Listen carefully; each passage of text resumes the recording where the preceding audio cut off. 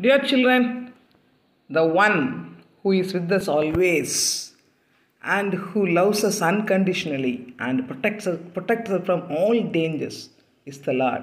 So praise the Lord. Children, if any trouble comes, then we have fear.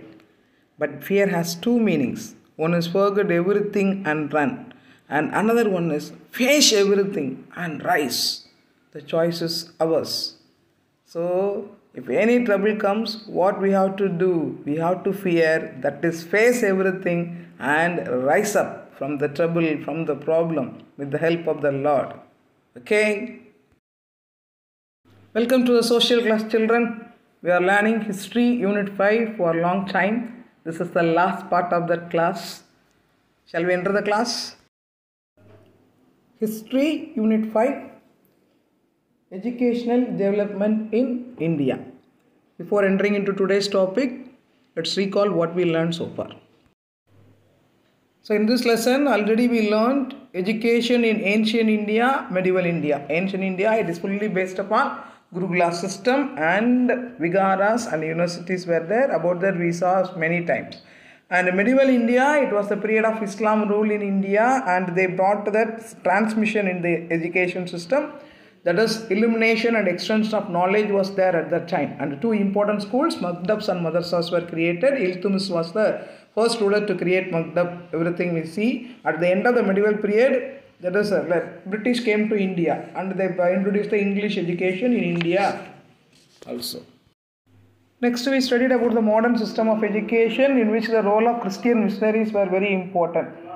They played an important role in the development of education through the administration of India. Portuguese were the pioneers in that, and the important Jesuit Francis Xavier, he started a university at Cochin, and the role played by the Portuguese was important, followed by the French people. They also started schools in India with the Indian teachers, native teachers. They taught through the native language, and followed by the British people. They also brought so many colleges at Calcutta, Mumbai. There is a Elphinstone College which was started by Dr. Middleton. And due to the missionaries' role, education developed a lot, Western education and also the Indian education developed a lot in India. Next we learn education in the British rule, which was under 4 periods. From the early days to the British rule in 1813, the Charter Act was passed in 1813, allotted money of 1 lakh rupee for the promotion of education in India. And the role played by Raja Ram Mohan Rai, Pachepar of Madras, W. Fraser of Delhi was important for causes for development of education. And period from 1813 to 1853, the important decision taken by Dr.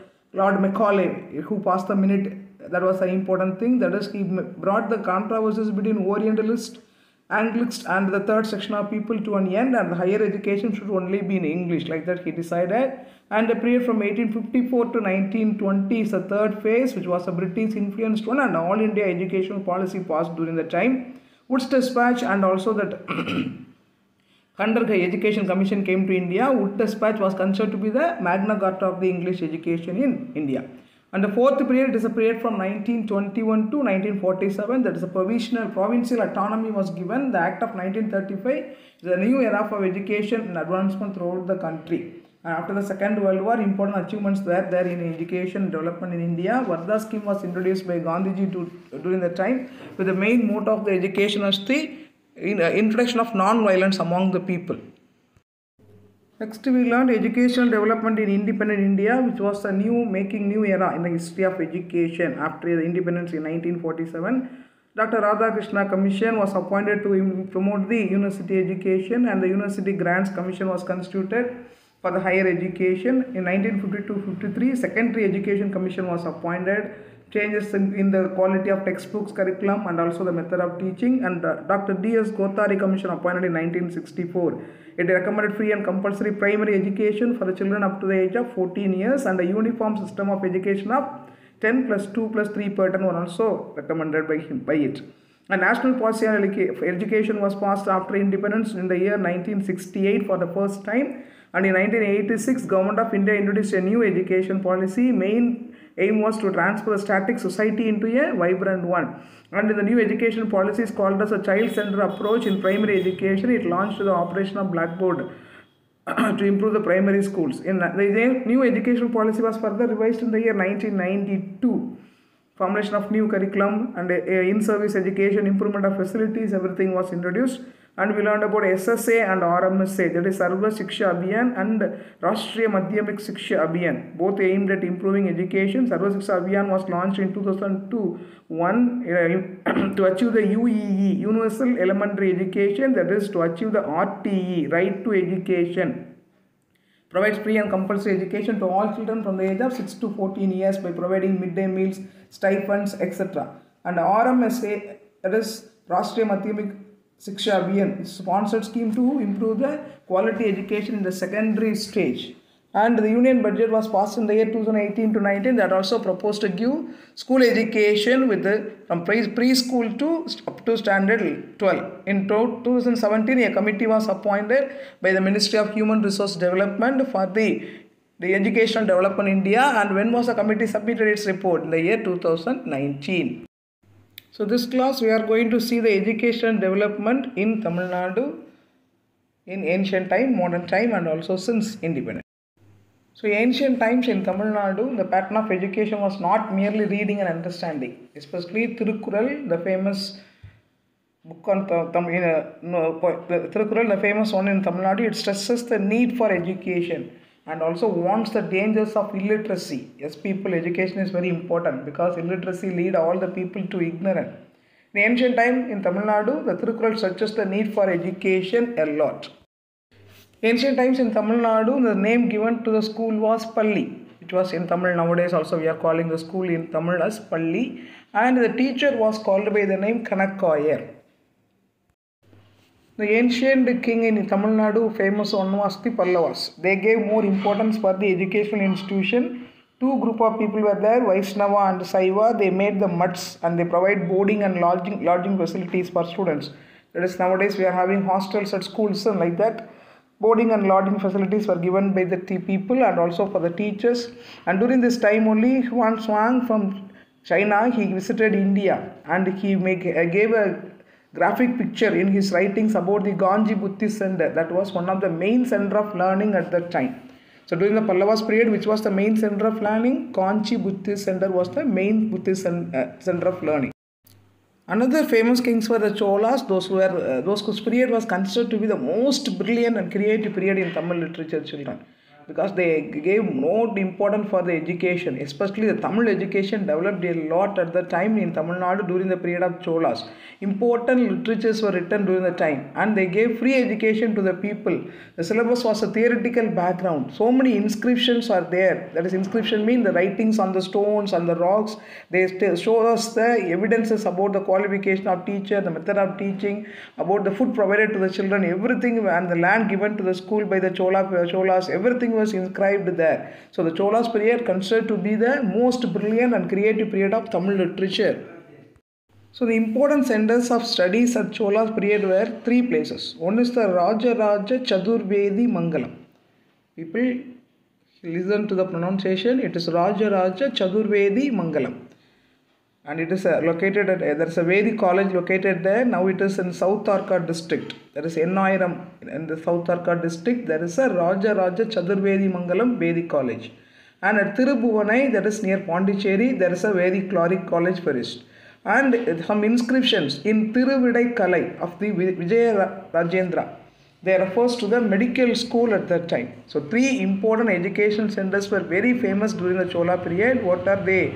Rajaraja Chadurvedi Mangalam, a Vedic college located there. And at Tirubhuvanai in near Pondicherry also there was a Vedic college. And Tiruvidai Kalai, there were a lot of inscriptions. They are mentioned to be the library for the Tiruvidai Kalai inscriptions. And it is about Veera Rajendra, that refers to the medical school. These are the important education centers during the Chola period. So next to the Pandya kings, first the Pallava kings and the Chola kings. Chola kings gave more importance for Tamil literature, but the Pandya kings, they supported the Sanskrit and they used the copper plates to write the Sanskrit scripture and everything. And three important education institutions were there at the Katikai, Salai and Vidyasadhana were the places of the Pandya's important educational centers. Katikai, Salai and Vidyasadhana. The Pandya kings, they provide lands to the teachers To patronage, they support the teachers. And the lands which were given to the teachers are known by the name Salaboham. Example, there is a Vallabha Perinjalai at near Kanyakumari was the land given by the Pandya kings to the teachers. And there is a famous college during the Pandya regime which was located at a place called Kandalur Salai. So, Pandya kings, they gave lands to the teachers which are known by the name Salaboham. Another famous empire was the Vijayanagara rule. So they also did lot of welfare schemes for the children. They also gave more importance for the improvement of education. Many educational institutions were brought, and the famous thing during the Nayak rule was the Thinnai Pallikudam. Thinnai Pallikudam means at the entrance of the house, every house has a Thinnai. In Tamil we can say that. In villages we can see that Thinnais. In front of each house we have Thinnais. The Thinnais were used as the Pallikudam at that time. So education in modern period in Tamil Nadu, we have to mention the important people. One is Mr. Fernandez. He came to Madurai during the time of Veerappa Nayak. And the great Maratha ruler Sarabhoji II. He contributed for the maintenance of library at that time. It was in Tanjavur, named by the name Saraswati Mahal Library. That consists of lot of ancient books and the palm scripts. That is, the scripts which are written in the palm leaf. They are all there, and based on many subjects were there in the Devanagari typewriting. Still we can see that Saraswati Mahal Library when you go to Tanjavur. So during this time only, Sir Thomas Munro, he was the governor of Madras Presidency. The period was 1820 to 27. He was important. He gave more importance for the introduction of Western education in the Madras Presidency, and he appointed an education commission, which is known as the Education Commission of Munro. It recommended the creation of 2 principal schools. During the medieval time, there were 2 principal schools came up as Madhavs and Madrasas. Like that, during the Education Commission of Munro, collectorate schools and Tahsildar schools. In each district, 2 principal schools were started during that time. So during 1835, the Governor General of British in India was Lord William Bentinck, one of the famous man. He did lot of the good things for the people at that time, and he passed a resolution favoring the introduction of Western education to India to develop the ability of the Indians. So during this time, Wood's Dispatch of 1854, they came to India. They also insisted the Department of Public Instruction in Madras Presidency. And grant in aid was given to all the schools to maintain the administration of the schools. The English East India Company give them some grants. That is, some of the money was given to them. According to the Charter Act of 1813, already every year how much was allotted? 1 lakh rupee was allotted. And like that, he also introduced grant in aid, that is by Wood's Dispatch of 1854. And the Madras University was founded in 1857. That was the first university in Tamil Nadu under the British rule. So, which was the first university in Tamil Nadu under the British rule? Madras University. When was it founded? It was founded in 1857. So, in the year 1882, the Local Boards Act was passed by the government. It empowered to open new schools and get grants from the government. So, for opening the schools, what were the expenses and how much was the money needed? That was given by the government according to the 1882 Local Boards Act. And in 1938, all subjects except in English were taught in Tamil in schools. That's Tamil medium education was started in Tamil Nadu in the year 1938. So in the year 1929, the next famous university was opened in Tamil Nadu. That is the Annamalai University, which was at Chidambaram. It was functioning still now. Which was the first university of Tamil Nadu? The Madras University, that was founded in 1857. The second university of Tamil Nadu is the Annamalai University, that is at Chidambaram. And both the universities were working for the development of higher education in India. So these were the education development during the modern period. So education development in Tamil Nadu since independence. So in 1964 to 65, free education was introduced at the secondary school level. That is for 9th, 10th, etc. The free education was introduced in the year 1964 to 65. And one important college that is called as the Gandhigram Rural College. Rural mean village side. So Gandhigram is near Dindigul. It was started in the year 1975. And in 1971, distant education has also been introduced in Tamil Nadu. Do you know what does distant education means? You may hear about that your brother or sister, they are learning in correspondence course. That is learning through post, by post, without going to college. Even by doing some work they can learn the degree education. That is called as the distance education. It was introduced in India, Tamil Nadu, in the year 1971. And to encourage the poor children to come to school, the midday meal system that was introduced in India and also in Tamil Nadu in the year 1956. According to Sarva Shiksha Abhiyan, it was introduced all throughout the India, but it was introduced in Tamil Nadu during Kamarajar period. So Kamarajar, he took lot of efforts for improving education. So he encouraged the poor children to come to school by providing midday meal. But during the Dr. MGR period in 1982, it was changed as the nutrition meal system. They are giving some nutritious food to the children. In Tamil, it is known as the Chattunavu Thittam, which are available only in the government schools. That is to encourage the poor children to come to school for education. And since 1986 in Tamil Nadu, several changes were taken place to meet the changing of the dynamics of the society. There's a lot of developments came up in society, and to meet changes in the dynamic society and keeping in with the help of the national policy of education in India, so many changes and developments were made in the field of the education. So people, this class we have learnt educational development in Tamil Nadu. First we saw the changes in ancient time. Ancient time, what was the pattern of education in Tamil Nadu? Not only mere reading, understanding the books and listening the learned persons. And which stretches the need for education? The Tirukkural. And also it warns the dangers of illiteracy. And in ancient time, how the school was called as? It was called as Palli, and what was the name given to the teacher? It is Kanakayar. And significant development took through the periods of Pallavas, Chola and Pandyas and Vijayanagara ruler, everything. Pallava king, they supported the educational institutions through endowments, that is by providing funds. Two sections of people were there during Pallava period, Vaishnava and Saiva people. They run the school, and they also provided boarding and lodging facilities for teachers and schools. How do we know about that? Through the writings of the Huan Swan, and he told that the Kanji Buddhist Center was the famous one during the time of the Pallavas. And the Cholas period was considered to be the brilliant and creative period of Tamil literature, because Tamil education enjoyed the greater connection with the religion and temple. At the time, free education was given to the people, and important inscriptions were made at that time, and it said about the qualification of teacher, method of teaching, and the food provided to the children, salary for the teachers, and the land given to the schools. Everything during the Chola period were inscribed on the rocks and stones. And important study centers during the Chola period were Rajaraja Chadurvedi Mangalam, a Vedic college, which is in South Arcot district now, and another one is Tirubhuvanai, a Vedic college, which is near Pondicherry, and Thiruvidaikalai inscription, it is mentioned as a library, and also Thiruvadurai inscription, it is mentioned about the Veera Rajendra, it refers to the medical school. And after next to Chola, we have to mention about the Pandya. The Chola pattern is Tamil, but Pandya's pattern is the Sanskrit. And they used the copper plates for Sanskrit inscriptions. The educational institutions were called, were at the Chola Pandya period at Katikai, Cholai and Vidya Sadhana. And the Pandyas, they provided lands to the teachers. The lands were known by the name Salabhokam.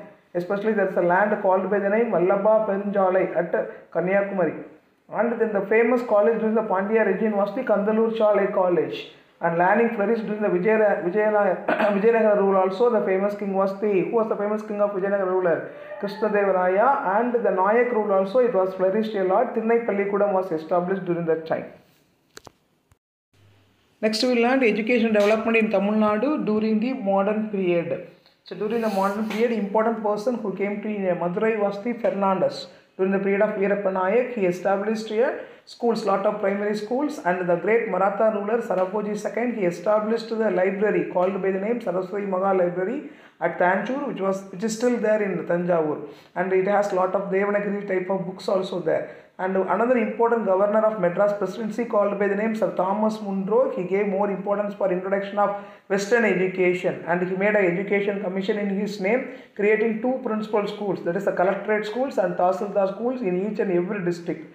And in 1835, Lord William Bentinck, he encouraged the introduction of Western education in India. 1854, Wood Dispatch, which came to India, it gave him educational suggestion for the development of Madras Presidency also. And grant in aid was given to all the schools. That is, the government from its fund provide money to the schools for development. The first university was founded in Tamil Nadu in 1857, but that is the Madras University. That was the first university in Tamil Nadu. In 1882, Local Boards Act was passed. So many new schools were opened. In 1938, what was introduced? Tamil medium schools were introduced in Tamil Nadu. And in 1929, next second university was founded in Tamil Nadu. That was the Annamalai University, where it is in Chidambaram. And the next step, that is, these all things made the next step of development in education in Tamil Nadu. So at last, since independence, what were the changes in education development in Tamil Nadu? In 1964 to 65, free education at secondary school level was introduced. And in 1975, a rural college was opened. Where it was opened? At Gandhigram, the Gandhigram rural village. Where is Gandhigram? It is near Dindigul. And in 1971, distance education was introduced in Tamil Nadu. That is to educate those who couldn't go to colleges. And in 1956, to encourage the poor children, midday meal program was introduced in schools. And in 1982, it was extended further as the nutritious meal scheme to avoid the dropouts in school. Dropouts mean the children, very poor children, those who cannot afford to come to school, they have to do some work for their day-to-day needs. So to avoid them, what was introduced? 1982, it was extended as the nutrition meal scheme. And since 1986, several changes was taken by the government along with the national policy of education in India. That is, you may know about that free education, free books, teaching and learning materials were given to the schools, and for children bicycles are provided, and even to encourage the higher education, technological education, free laptops are provided by the government to the children. So so many steps were taken by the government to improve the education in Tamil Nadu. So children, by this we are ending this lesson, that is the educational development in India during ancient time, medieval time, modern time, and also during the British rule and the 4 periods, and after the independence, what are the developments in India, and also how at the time in Tamil Nadu the education was developed. So go through all the book back exercises, try to find answers by yourself. Read the lesson again and again, because reading will makes you to understand the lesson thoroughly. Okay? And learn all the question answers which are given through the PDF. God bless you all, children.